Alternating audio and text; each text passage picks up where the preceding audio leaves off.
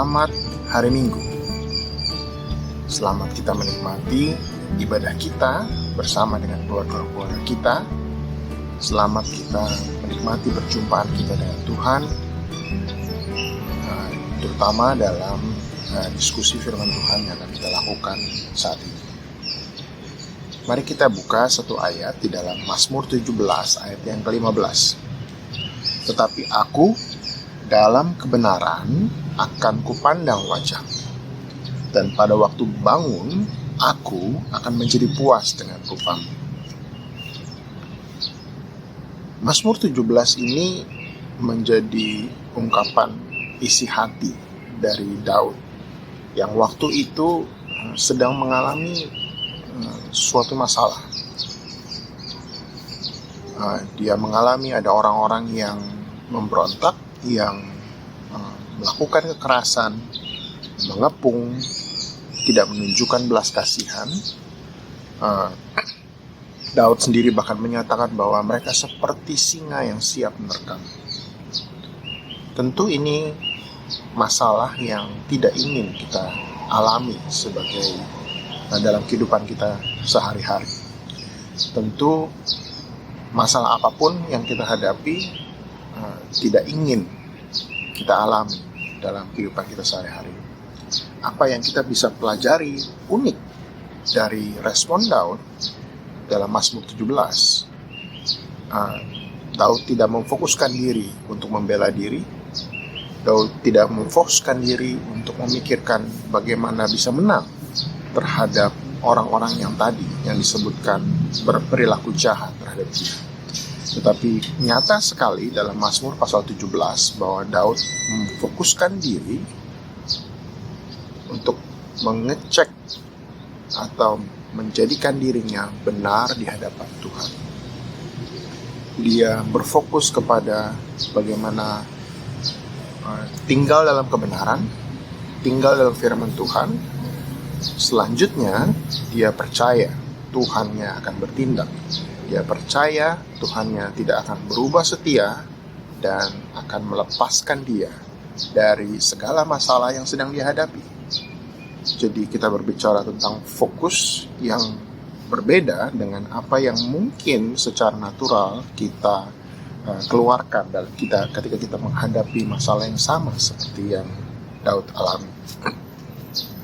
Yang juga menarik adalah bagian terakhir dari Mazmur pasal 17 ini, ketika Daud justru memberikan pengertian atau menyatakan pengertiannya tentang apa yang terjadi. Bagaimana dia percaya bahwa orang-orang yang sedang melakukannya segala kejahatan ini kepada dia itu hanya mendapatkan bagian dalam kehidupan yang sekarang ini. Dinyatakan bahwa mereka dan anak-anak mereka hanya akan mendapatkan kepuasan dalam kondisi perut yang menjadi kenyang. Hanya itu. Tetapi ketika kita berbicara tentang apa yang Daud nilai sebagai kepuasan buat diri dia, dia menyatakan bahwa kepuasan yang dia rindukan untuk alami adalah kepuasan untuk berjumpa dengan Tuhan, kepuasan untuk berada dalam kebenaran firman Tuhan dalam kehidupan dia, dalam pergumulan yang dia sedang hadapi. Ini unik. Ini yang mari kita pikirkan menjadi dua kondisi yang kita harus ukur di mana kita menilai tingkat kepuasan kita dalam hidup kita sehari-hari. Kalau kita melihat ayat lain dalam Filipi 4 ayat ke-12, Paulus menyatakan, aku tahu apa itu kekurangan, dan aku tahu apa itu kelimpahan. Dalam segala hal dan dalam segala perkara, tidak ada sesuatu yang merupakan rahasia bagiku, baik dalam hal kenyang maupun dalam hal kelaparan, baik dalam hal kelimpahan maupun dalam hal kekurangan. Saya mencoba melihat beberapa terjemahan Alkitab mengenai ayat ini. Dan ada satu terjemahan dalam bahasa Inggris yang menarik, yang menjelaskan lebih jauh rahasia apa yang disebutkan oleh Paulus di sini. rahasia yang disebutkan oleh Paulus di sini adalah rahasia untuk menjadi puas. Tentu ini juga menjadi hal yang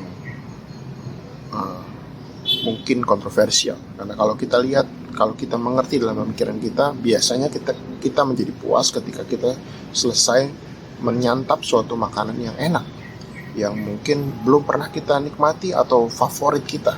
Sudah kita menyantap, kita menjadi kenyang dan kita menjadi puas. Mirip-mirip dengan ayat yang tadi ya. Tetapi biasanya sulit untuk kita nyatakan kita menjadi puas ketika perut kita lapar.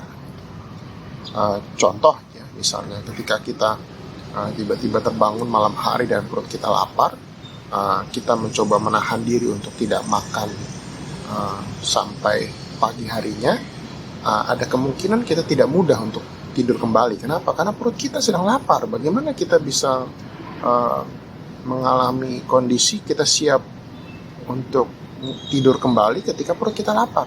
Tetapi di sini Paulus menyatakan bahwa dalam kenyang atau dalam lapar, bahkan disebut sebagai dalam kelaparan, dalam hal kelaparan, dia bisa menemukan rahasia untuk tetap menjadi puas. Yang berikutnya juga dinyatakan begitu. Biasanya dalam pemikiran kita berpikir, apalagi ketika kita sedang berkegiatan ekonomi, kita bekerja, kita berusaha dan lain sebagainya, ada pemikiran dalam diri kita bahwa mungkin ketika kita akan mencapai suatu tingkat ekonomi, ketika kita sudah memiliki berbagai hal, ketika kita dapat memberikan berbagai fasilitas buat keluarga kita dan anak-anak kita, kita akan menjadi puas. Tetapi bukan pada kondisi sebaliknya. Ketika kita masih bergumul dalam segala kegiatan kebutuhan ekonomi kita, kita berpikir bagaimana kita bisa menjadi puas di sana. Tapi perhatikan pandangan yang sangat unik dari Rasul Paulus yang menyatakan dalam kelimpahan maupun dalam kekurangan dia menemukan rahasia untuk menjadi puas. Ini tentu rahasia yang perlu kita pelajari dalam menghadapi kehidupan kita sebagai anak-anak Tuhan. Mari kita membuka satu ayat lagi yang mungkin akan menjelaskan lebih jauh tentang bagaimana rahasia menjadi puas ini. Yakobus 1 ayat yang kedua. Saudara-saudaraku, anggaplah sebagai suatu kebahagiaan apabila kamu jatuh ke dalam berbagai-bagai pencobaan. Sebab kamu tahu bahwa ujian terhadap imanmu itu menghasilkan ketekunan. Dan biarkanlah ketekunan itu memperoleh buah yang matang, supaya kamu menjadi sempurna dan utuh dan tak kekurangan suatu apapun.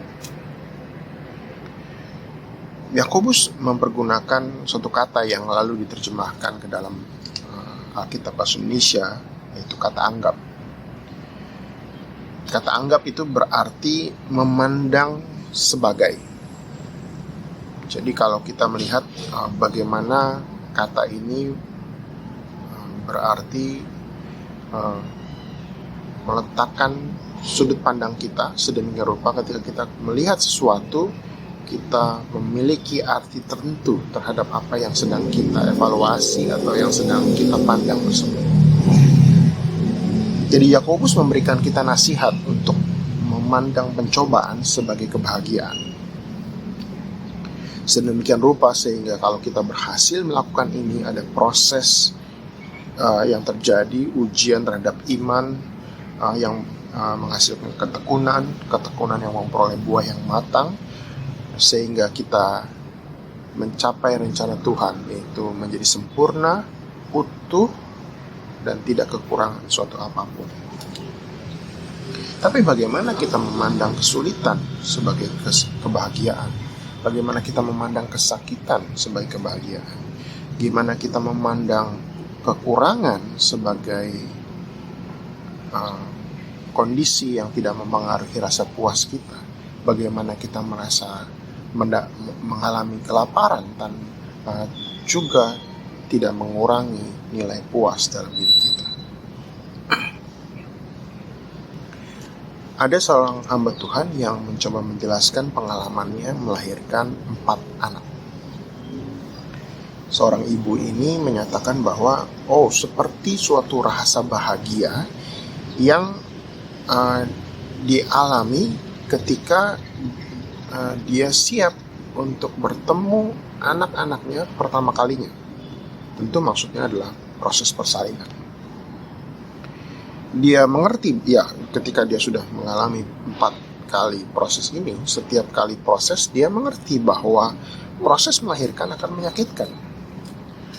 Tetapi dia menyatakan sebagai seorang ibu atau calon ibu, itu sebagai anak yang pertama waktu itu dia masih menjadi calon ibu, dia segera mau mengalami proses bersalin. Kenapa? Karena dia ingin segera bertemu dengan bayi yang dikandungnya, melihatnya pertama kali, menggendongnya, mungkin menyusuinya pertama kali. Sang hamba Tuhan mencoba menjelaskan kebahagiaan walaupun sedang mengalami atau akan mengalami proses kesakitan. Kebahagiaan ketika dia mengerti bahwa di balik proses bersalin yang sakit, dia akan merasakan atau dia akan menemukan atau dia akan melihat anak yang dia kasihi, yang sudah dia kandung sekian lama. Yakobus mengerti bagaimana sudut pandang yang disebut sebagai tadi kata anggap tadi itu sangat penting. Yakobus memberikan gambaran apa yang akan diperoleh anak-anak Tuhan sesudah menanggung berbagai-bagai pencobaan. Itu makanya dia sebutkan bahwa ketekunan, ujian terhadap imanmu menghasilkan ketekunan. Ketekunan dalam pengertian katanya tentu berarti sabar menanggung, dan bukan cuma sabar menanggung sesaat. Tadi mungkin kalau dalam ilustrasi ibu yang bersalin, seorang ibu itu mungkin mengalami sakit bersalin, mungkin yang cepat mungkin bisa dalam kondisi beberapa jam, tetapi mungkin yang proses bersalinnya lama bisa lebih dari 10 jam merasakan sakit bersalin. Tapi di sini tentu ketika kita berbicara ketekunan bahkan lebih panjang daripada itu, karena ketekunan mempunyai unsur waktu yang cukup lama. Ini berbicara tentang kesetiaan, ini berbicara tentang kesabaran, dan ini tentu saja bicara tentang karakter Kristus. Bagaimana Kristus yang rela dihina, dia tetap setia, walaupun dia tahu apa yang dia akan alami, dia sabar menanggung segala sesuatu, bahkan sampai dia mati di kayu salib. Saudara, ketika kita mengalami kesulitan, respon alami kita adalah melawan, menolak, atau melarikan diri. Yakobus mengajak kita menaklukkan respon alami kita itu dengan suatu pengertian. Bahwa ketika kita melalui itu bersama Tuhan, kita akan mati sesuatu hal yang lebih indah, yang rahasia atau pengertian yang lebih mendalam. Bagaimana bahkan kita diolah untuk memiliki karakter Kristus sendiri di dalam kehidupan kita. Ada 2 hal yang harus kita pikirkan ketika kita mencoba menaklukkan respon alami. Yang pertama adalah kita percaya bahwa Tuhan pada waktunya akan melepaskan kita. Dalam proses yang kita alami, ada saatnya Tuhan akan melepaskan kita dari kesulitan, dari tantangan, dari masalah yang kita hadapi. Hal yang kedua yang harus kita ingat adalah bahwa kita harus percaya bahwa bukan saja Tuhan akan melepaskan kita, bahkan Tuhan akan mengubahkan apa yang kita alami, kondisi buruk yang sedang kita alami, menjadi kebaikan buat kita, menjadi kebaikan buat keluarga kita. Saya ulang, yang pertama adalah bahwa kita harus percaya bahwa pada waktunya Tuhan akan melepaskan kita. Ketika prosesnya selesai, akan ada satu masa di mana kelepasan Tuhan akan terjadi. Yang kedua adalah bagaimana kuasa Tuhan itu mampu mengubahkan atau mengatur atau menjadikan apa yang kondisi buruk yang kita alami itu menjadi kebaikan buat kita maupun buat keluarga kita.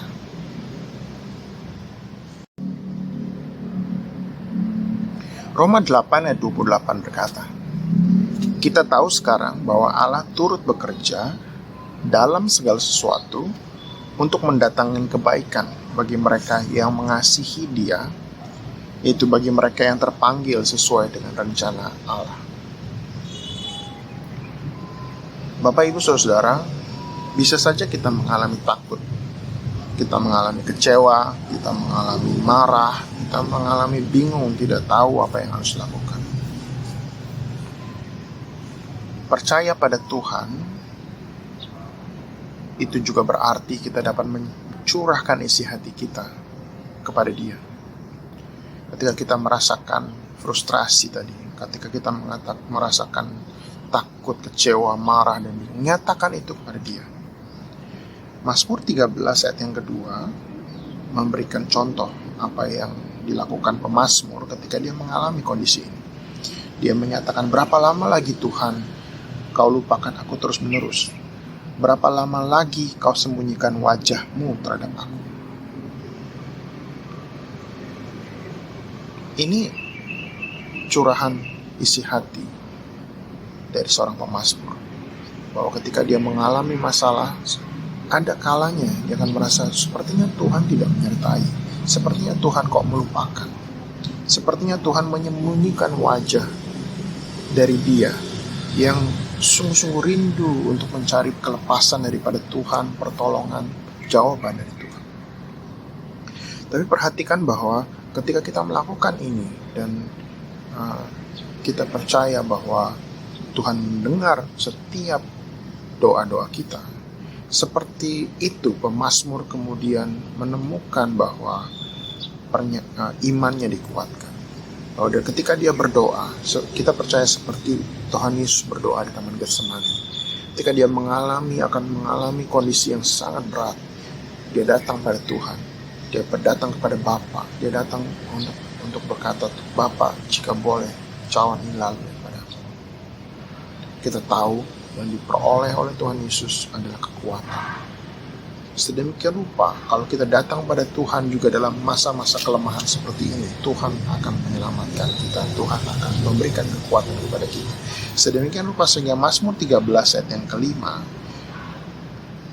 dimunculkan Daud sebagai lanjutan dari isi hatinya, curahan isi hatinya. Dia berkata, tetapi aku kepada kasih setiamu aku percaya, hatiku bersorak-sorak karena penyelamatanmu. Aku mau menyanyi untuk Tuhan karena Ia telah berbuat baik kepadaku.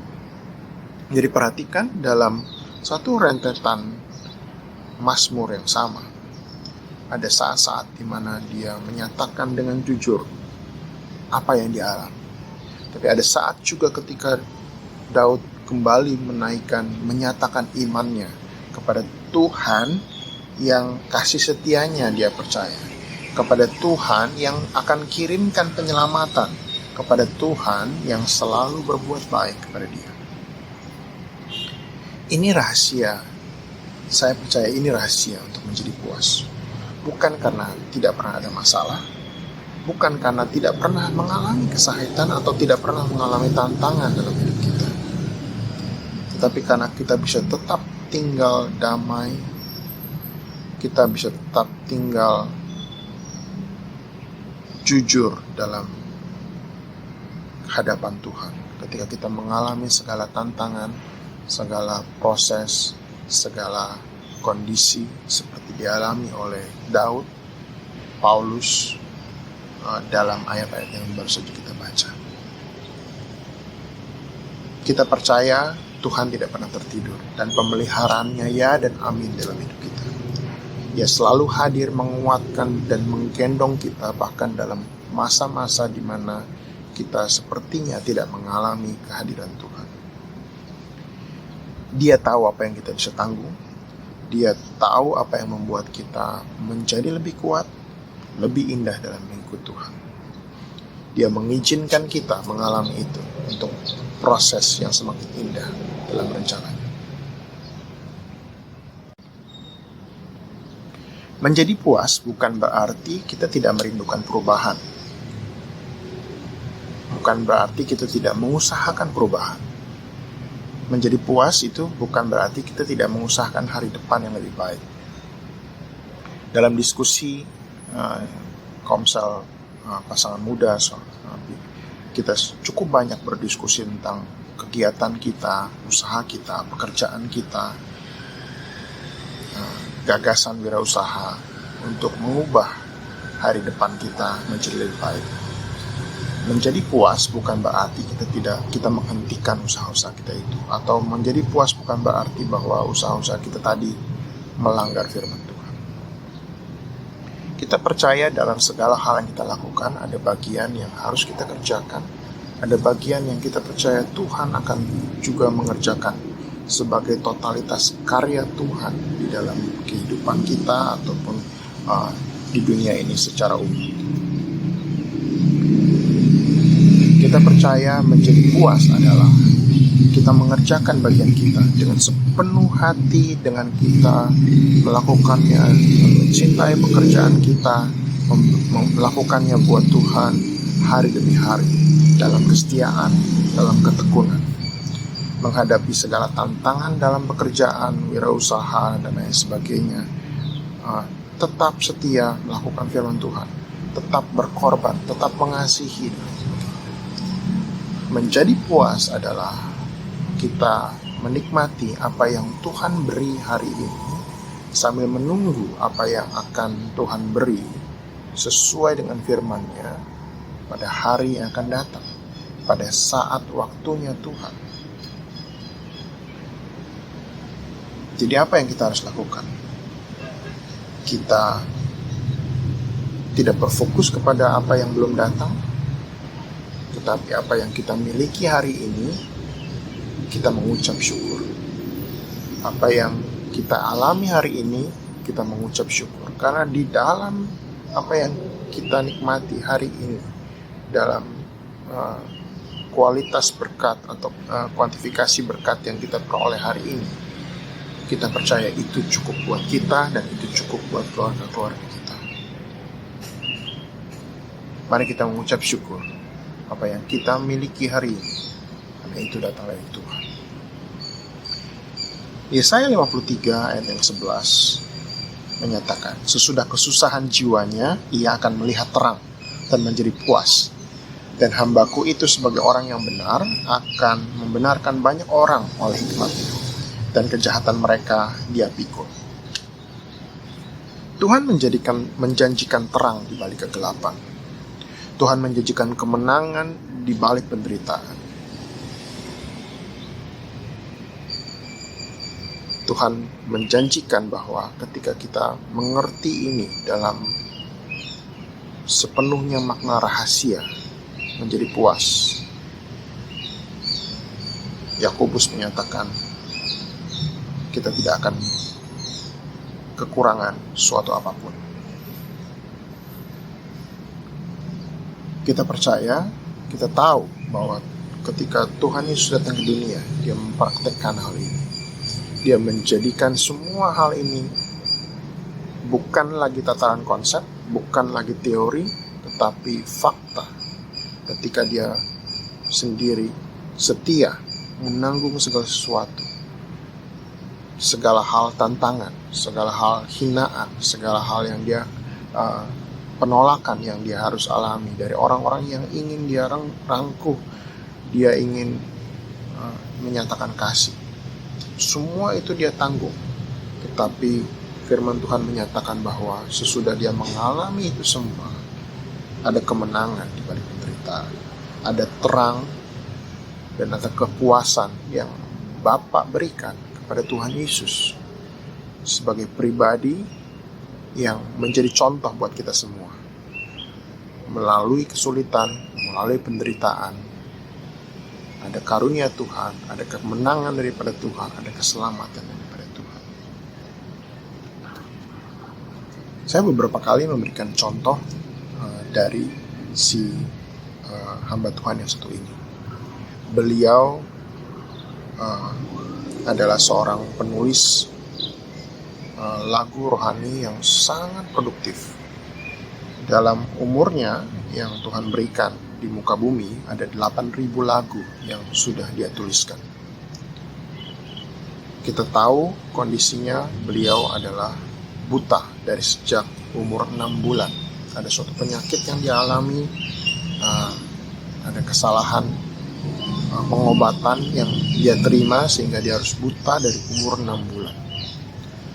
Tetapi bagaimana si hamba Tuhan yang buta dalam kegelapan, ketika dia tidak pernah bisa melihat lingkungan orang-orang yang dia temui atau yang dia berada setiap hari, yang dia tahu dia selalu bersama Tuhan, yang dia tahu dia selalu berada dalam lindungan penyertaan Tuhan. Lagunya yang terjemahkan dalam bahasa Inggris kurang lebih berbicara seperti ini. Sepanjang jalan Tuhan pimpin, itu cukup bagiku. Rahmat-Nya selalu serta dan melindungi daku. Penghiburan dari surga jika Tuhan sertaku. Karena tentulah semua diperbuatnya baik itu. Karena tentulah semua diperbuatnya baik itu. Si penulis ini, hamba Tuhan ini, bukan hanya menyatakan imannya yang tadi kita baca dalam Roma 8:28, tapi dia juga percaya dalam kebutaan yang dia alami, dalam kegelapan dunia dia, sepanjang jalan Tuhan pimpin. Orang yang tidak memiliki penglihatan mengerti pentingnya ada pribadi lain yang membantu dia berjalan. Buat seorang hamba Tuhan ini, pribadi itu adalah Tuhan. Orang yang tidak melihat mengerti bahwa hidupnya butuh rahmat, hidupnya butuh perlindungan. Dia bukan cari dari siapa-siapa yang lain, dia cari dari pribadi yang satu itu, dari Tuhan. Orang yang tidak melihat mungkin seringkali mengalami ada banyak gejolak pertanyaan di dalam diri dia. Dia mengandalkan kepada satu-satunya penghiburan yang luar biasa, yaitu dari Tuhan sendiri. Karena tentulah semua diperbuatnya baik. Mari kita berdoa. Bapa dalam kerajaan surga, kami mengucap syukur untuk segala firman-Mu, untuk segala berkat-Mu dalam hidup kami, penyertaan-Mu dalam hidup kami. Terima kasih Tuhan, kalau ketika kami selalu datang hadapan hadirat-Mu, kami dapat menemukan Engkau dalam setiap firman yang kami baca, dalam setiap doa yang kami naikkan. Kami percaya Tuhan selalu siap untuk bertemu dengan kami. Tuhan, kiranya firman-Mu hari ini, kami boleh belajar Tuhan rahasia untuk menjadi puas. Kami boleh belajar Tuhan bahwa kepuasan kami itu melebihi daripada segala apa yang kami bisa terima di dunia ini. Kepuasan kami bersumber daripada Engkau sendiri Tuhan. Kepuasan kami berdasarkan kepada pengertian yang mendalam tentang rencana Tuhan, tentang firman Tuhan buat kami dan keluarga kami.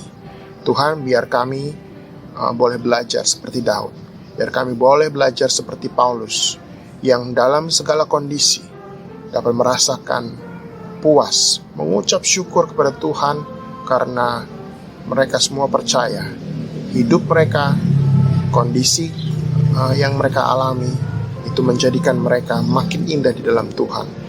Kondisi yang mereka alami mengajar mereka untuk menginginkan satu hal, yaitu Engkau saja Tuhan di dalam kehidupan kami. Tuhan, tolong kami dalam segala apa yang kami alami hari demi hari. Kami berdoa untuk yang dalam masalah, yang dalam sakit penyakit, yang dalam pergumulan. Tuhan, Engkau yang menjamah, Engkau yang menyembuhkan. Di dalam nama Tuhan Yesus Kristus, kami percaya Engkau yang memberikan jalan keluar, Engkau yang akan memberikan kesembuhan, Engkau yang akan memberikan pertolongan. Tapi lebih daripada itu Tuhan, ketika mereka sedang mengalami, menunggu dengan setia, dengan ketekunan pertolongan Tuhan, biar kami semua Kau berikan kemampuan untuk terus mengucap syukur, atas apa yang sudah kami terima daripadamu, untuk mengucap syukur dan menanti dengan sabar akan rencana Tuhan yang lebih indah lagi di dalam kehidupan kami, ketika kami terus setia, ketika terus menunggu Tuhan dengan hati yang penuh syukur, penuh dengan ucapan kasih, pujian yang kami naikkan ke hadapan Tuhan. Terima kasih Tuhan. Kami serahkan semua kehidupan kami serahkan anak-anak kami serahkan komunitas kami ke dalam tangan-Mu Tuhan. Kami percaya perlindungan kasih karunia Tuhan selalu ada hadir dalam hidup kami. Dalam nama Tuhan Yesus Kristus kami berdoa. Amin.